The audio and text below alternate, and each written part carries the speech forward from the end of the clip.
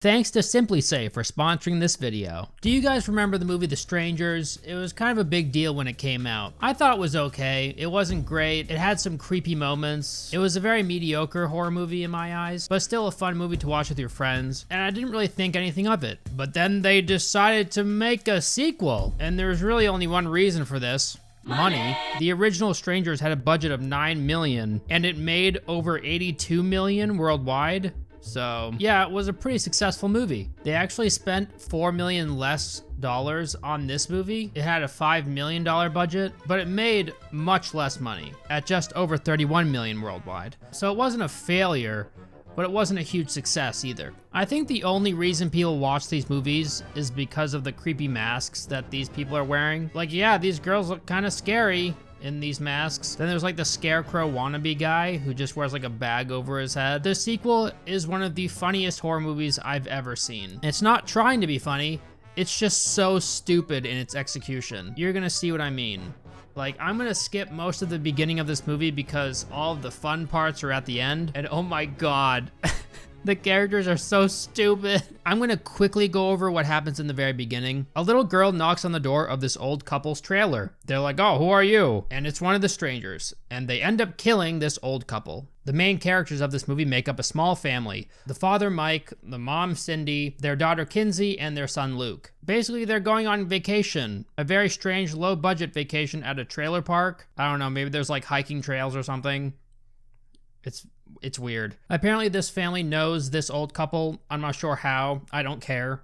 So the mother left a message for the old couple, telling them that they're going to be on their way. And so the strangers, after killing them, listen to the message and start preparing for their arrival. So they show up at this old couple's shop. Cindy goes in and finds a note that tells them that they have a trailer ready for them. Why would Cindy assume that there would be a note in there for them?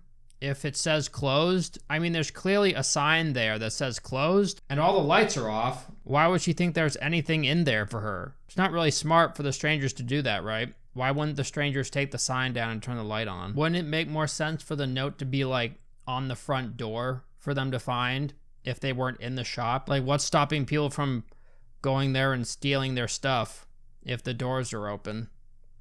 Anyway, so they go to their trailer and this young girl knocks on their door and they answer it and they're like, oh, who the hell are you? She asks for someone named Tamara and they're like, yeah, we don't know that person, so. Bye, Felicia. Mike wants this trip to be device free, so he asks everybody to give him their phones so they're unable to use them during their stay. Oh, come on. Can we just have one last evening where you're not on your phones? Don't use your phones, kids. They're bad for you. You're addicted to them, and you get off Twitter. That's probably good advice, actually. Kinsey has a little bit of a hissy fit and ends up leaving the trailer. So the parents have Luke go out and look for Kinsey, but they don't think to give him his phone. That's weird. Like, she doesn't have a phone on her, so they're unable to call her. Wouldn't it make more sense to send Luke out with his phone so you can call him just in case they lose their way or something? Not very responsible parents, are they? And then this girl knocks on their door again. Hey, it's me. For a second time. Is Tamara here? And the parents were like, what the hell? You were just here like 10 minutes ago. And then she just walks away. And they're like, yeah, that was weird. The strangers are not as subtle as they were in the first movie. I like how the parents didn't think to call the police immediately after this weird-ass girl knocked on their door the second time.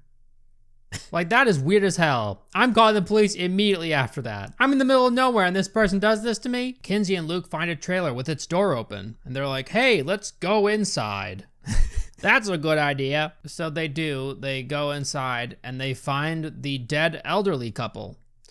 And they start freaking out. So they start walking back home and they run into their parents. So Kinsey and Luke tell their parents that they just found a dead elderly couple and they're very convincing. I'm not messing with you, I swear. But the dad decides he wants to see these dead people for himself. You know, screw going back to our trailer as a group and getting our phones and calling the police. Instead, we're gonna split up. The guys are gonna go back to the trailer where the dead people are, for whatever reason, and the girls are gonna go back to their trailer. So that was a very dumb decision on their part. It's a smart idea to let the girls go back to the trailer where the creepy girl was knocking by themselves. That's what I would do. If I had a daughter and a wife that I loved to death, I would send them back to the creepy girl so I can go look at the dead people. And the parents didn't bring their phones either. They just left them back in their trailer. Like, yeah, I get you're here to like enjoy the nature or something, but it's nighttime and people are separated. Wouldn't you want to be able to contact each other? Doesn't that make sense? I guess not. Oh, and get this. The parents left their trailer to look for their kids without locking the trailer. So the strangers went into their trailer while they were gone and broke their phones. I think it would have been better just to like, you know, take their phones. Just smashing them up a bit doesn't mean that they won't work. Like, they can still use Siri and stuff. I guess they wanted to do this to freak them out or something. And then one of the strangers comes out of nowhere. I guess she just wanted to chill there and wait for them to come back. But what if all of them came back, you know? She knows that there's 4 people staying here, 2 of them being men. She could be easily overpowered if all 4 of them came back, but I guess she decided to take that risk. Somehow Cindy is able to call the police anyway, and of course there's bad service, so they don't really hear her. The stranger approaches them with a knife. There's 2 of them, and they could probably overpower this girl if they just jumped her, right? I mean, yeah, one of them might have been injured, but I'm assuming they could still overpower her. But they don't. They see the stranger and they start freaking out. Kinsey and Cindy then close themselves off in a bathroom, and Cindy helps Kinsey escape through like a hatch in the roof. So Kinsey is like sitting there in the hatch and looking down at her mom, and her mom is looking up at her, and the stranger gets into the bathroom and just stabs the mom as the mom's looking up at her daughter. She just kind of stands there and takes it. She doesn't try to defend herself or anything. Like, there must have been something in that bathroom to use against her. Like a plunger, for example. Smack her with a plunger. That's kind of gross. I'm sure she would be pretty disturbed by that. I mean, she's wearing a mask already, so her vision is kind of impaired, so you kind of already have an advantage over this girl. Just grab the hand with the knife in it, you know what I mean? Like, is it that hard? But yeah, I guess just let her kill you. That's an easy option. And they just scream and scream and scream. Lots of screaming. It's so funny how this stranger kills her too. She kind of just like nonchalantly walks in and goes, boop. You have to run! Okay, I guess you're dead now. Mike and Luke find their way to the trailer with the dead elderly couple in it. And why would Mike want to take Luke to see these dead people again? You're traumatizing your son for a second time? And not only that, it's a crime scene. Call the cops and tell them about these dead people. Don't go there and disturb the crime scene and move stuff. Call the cops. Get your phones, call the cops. Get any phone, call the cops and have them come and they'll do their thing, okay? You're dummies. You don't want to go in there and investigate it yourself. And then Mike goes, hey, call the police. Do you have your phone on you? We're gonna call the cops. You got a phone on you? When he was the one that collected their phones from them earlier. What? Are you kidding me, bro?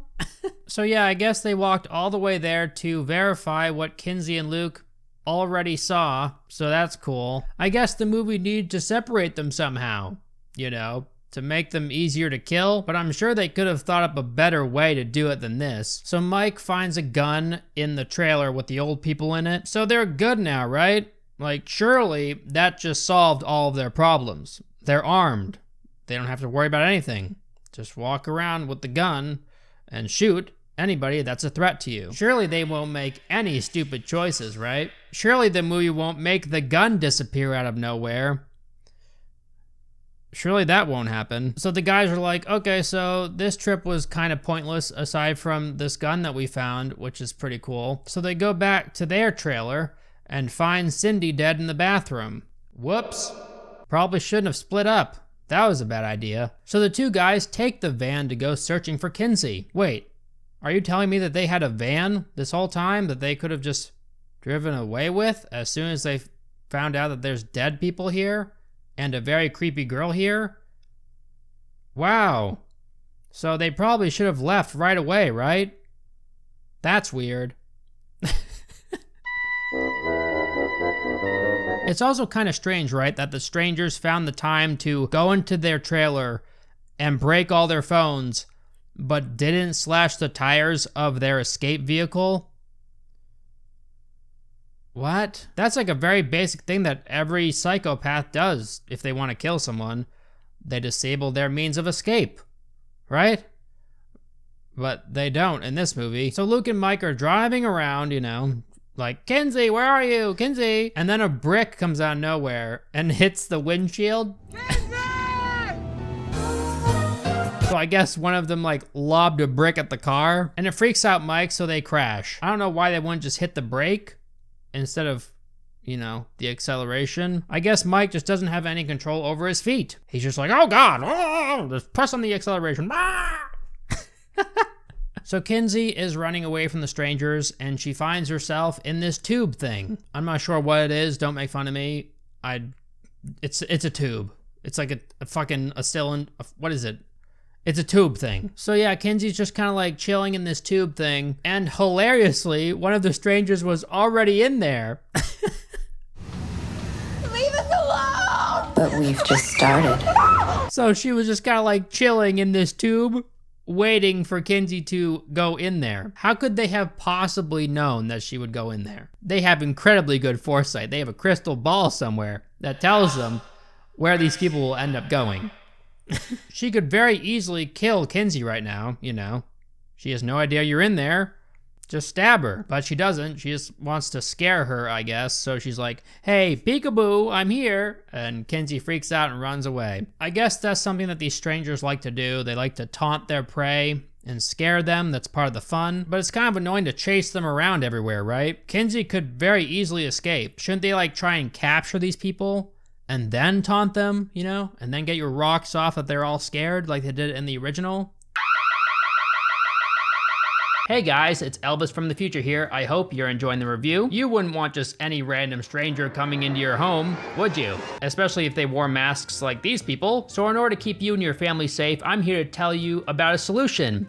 Simply Safe. Simply Safe is an easy to use, customizable home security system. It's free from contracts and hidden costs, so you buy it and you pay monthly and you're safe forever. It's extremely easy to set up and understand. Basically, there's a base station that you put in the center of your home, and then you put a bunch of other gadgets around your home. You set up a keypad near your front door, and then you start placing your entry sensors and your motion sensors and your cameras all around your home, and they all connect to the base station. You get a little Simply Safe key fob to bring with you. You leave your home, you click the away button on the key fob, and your home is secure. And you can use the Simply Safe app to access the cameras whenever you want to. I don't have a very large home, so I didn't set up everything that they sent me. I put an entry sensor on my front door. Basically, it's two little sensors, and when they pass each other, it knows when the door's open and when the door's closed. I put a motion sensor in my main living area. I put a glass shattering sensor near some glass windows near the back of my home. I put a camera in my main living area. I put a camera pointed towards the entryway of my home, so if anyone were to enter, I would know who they were. I personally tested the sensors and they worked beautifully. It took me like 5 to 10 minutes to set up everything, and that's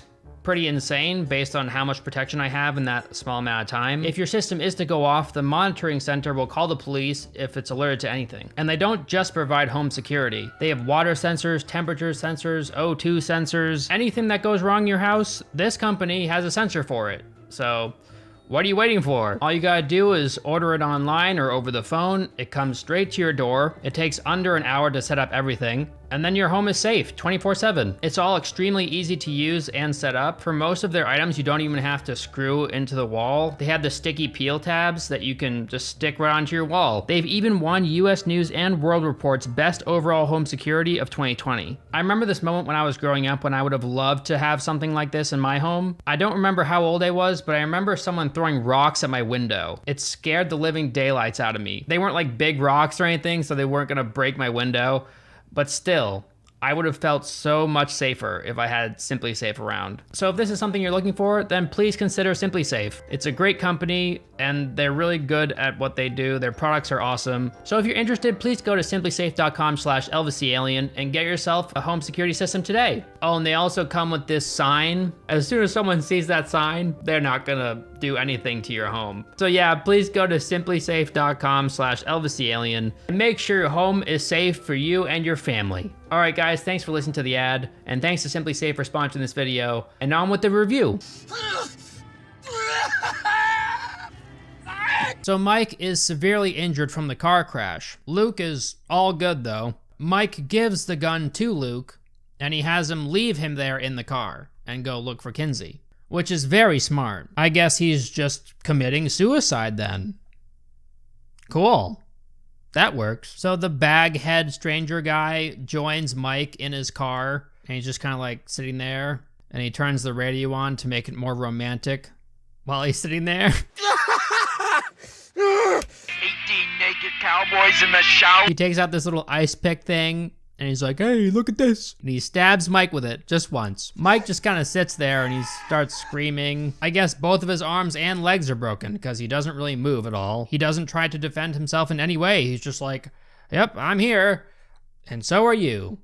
Let's just do this thing. Let's dance, baby. Shove that ice pick into me. I dare ya. And so he does. And then the stranger's like, really obsessed with the blood for some reason. He's like looking at it like, ooh, that's cool. He's leaking on me. That's interesting. That's what happens when you stab someone, right?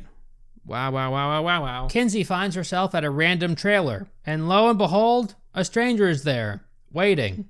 Again.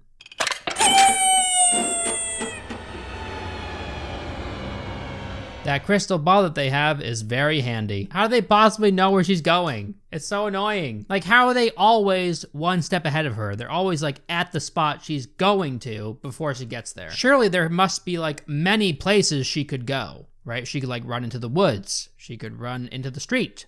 She could go into the trailer. But the stranger chose the trailer because I guess they just assumed that she would want to chill in the trailer. She wouldn't want to run and try and find someone to save her. She would want to run for cover in a trailer.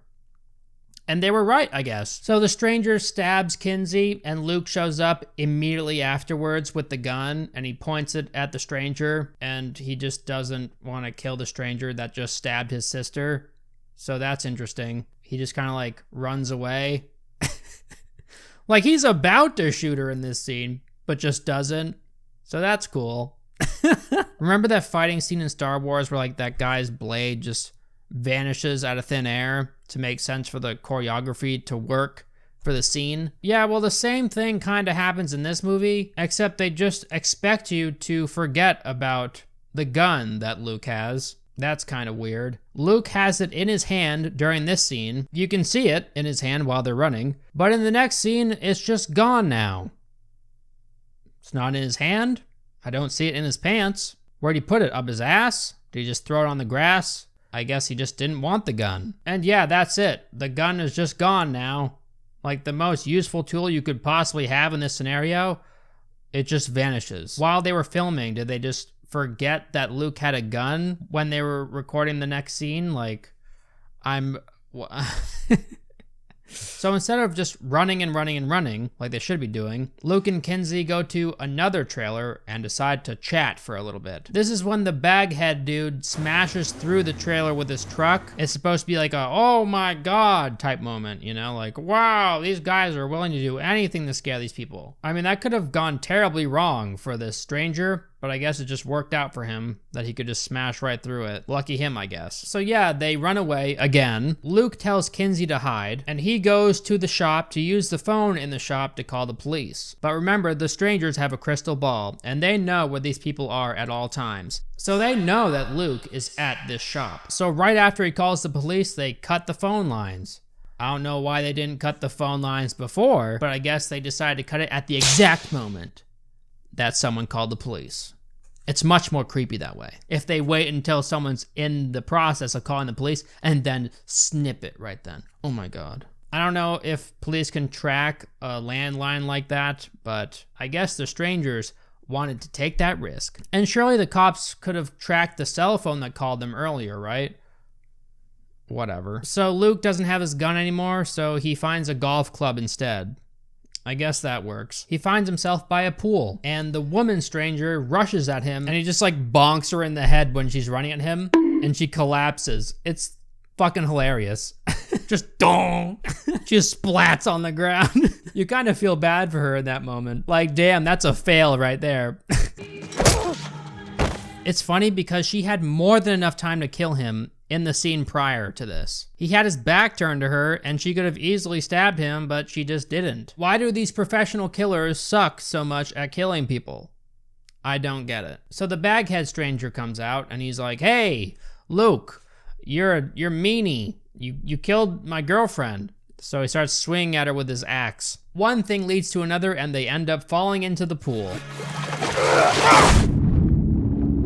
They're struggling with each other and Luke ends up dropping his knife. And instead of going for the knife, he decides to swim away and run away. So the stranger just, picks up the knife and swims up to Luke and stabs him. He's like, whoa, okay, that was easy. So Luke is just laying there in the pool, bleeding out in the pool. So Kinsey limps her way to the pool because I guess her spidey senses told her where Luke was. She pulls him to safety despite her wound. Very strange. She can walk mostly fine now. Remember before when she was like really struggling to move? Well, I guess she just shook off the pain because she's limping around like it's nobody's business now. Would have been nice if they both just ran away when Luke had the gun before.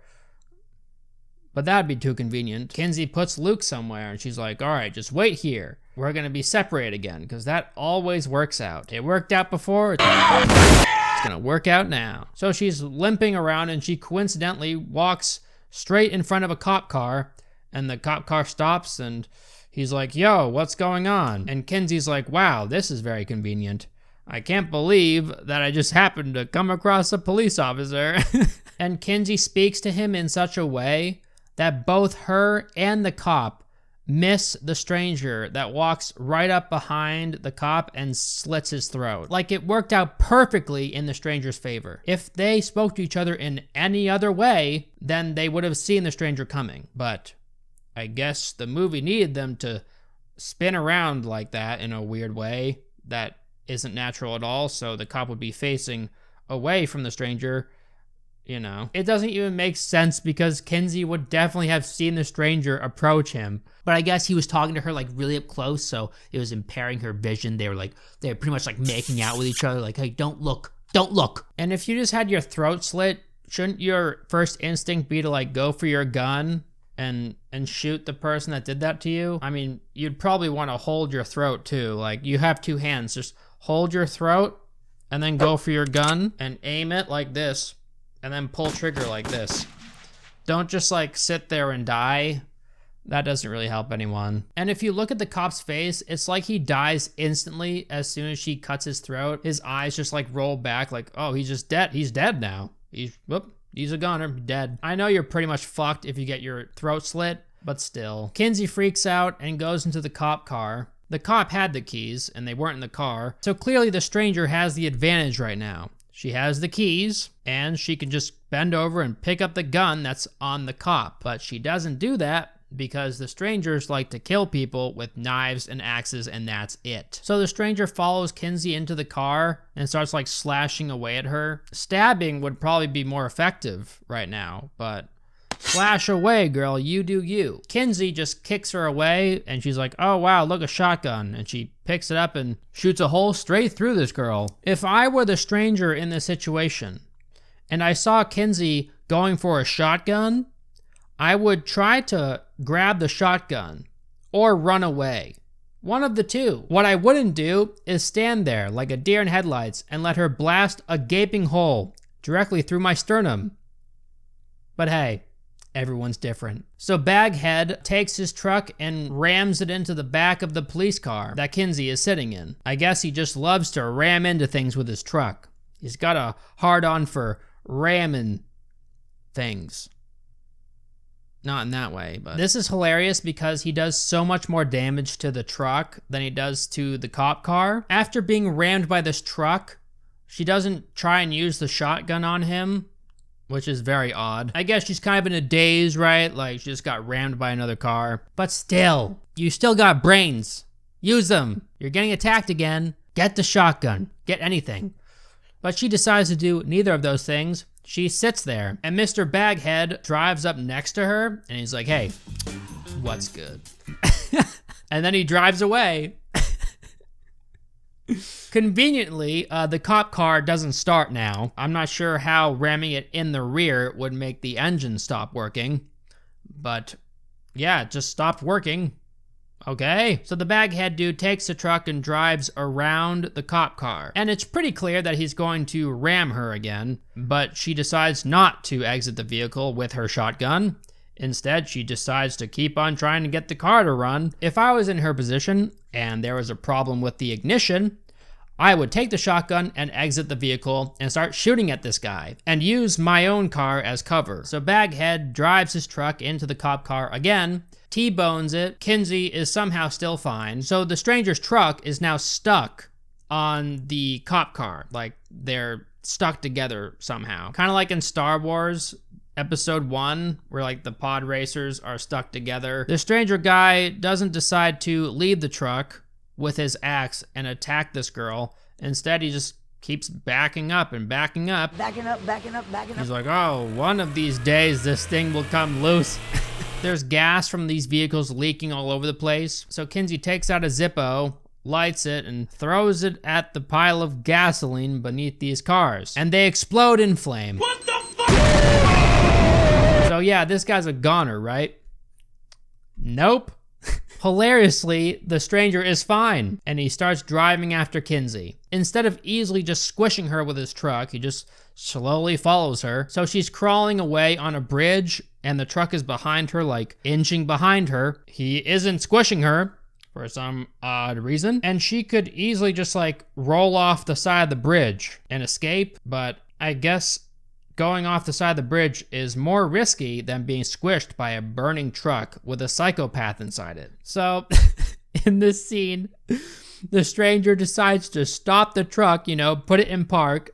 He gets out of the truck, and he's like, hey, I'm gonna kill you with my axe. And then he just like passes out and falls over.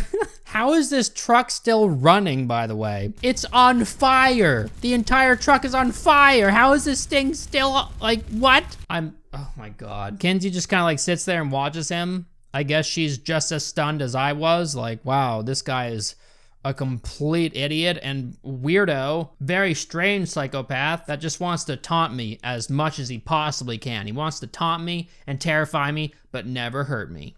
He just wants to be like creepy, you know? So Kinsey waddles her way to the road and another car is driving by and she's like, hey, stop, I'm being attacked. The baghead dude comes out of nowhere again with his axe. I'm not sure how he knows where she is. Like, what the hell? Why do these people have like the Spidey sense crystal ball thing? Like they have a radar, like Call of Duty radar thing that has a little bleep that shows where she is. How do they know?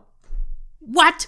Anyway, so miraculously he follows her. He starts chasing her with his axe. The people in the car try to drive away. Kinsey jumps into the bed of the truck before they drive away. Baghead Man is very determined to kill Kinsey at all costs, even if it means climbing on the bed of a moving truck and using your axe to kill her in there when he is suffering from extreme burns and lots of wounds. Yeah, he's really determined to kill this girl. Kinsey just smacks him and he falls off the truck.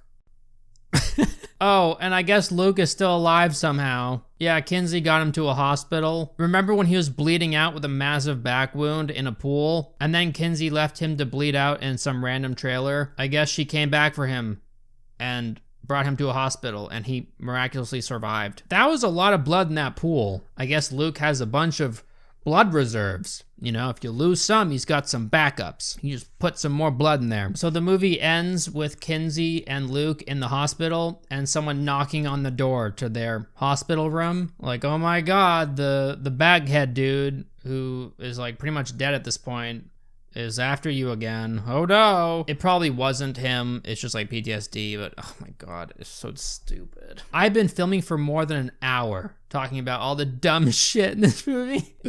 All right, guys, that will do it. Thank you so much for watching. If you have any other movie that you'd like me to check out, please put it in the comment section down below. If you like this sweater, it's pretty dope. You can get it at alienclothing.com along with a bunch of other cool stuff. Get it before it's sold out because there's limited stock of everything. For those that don't know, I've been streaming on Twitch a lot lately and I'm live right now. So if you want to watch, go to twitch.tv/ElvisTheAlien. The link is in the description and come chill for a little bit. Thanks for watching the video, guys. I really appreciate it. And I'll see you guys in the next one. And always remember to Keep your doors locked because you never know if there's a killer with a crystal ball waiting to stab you.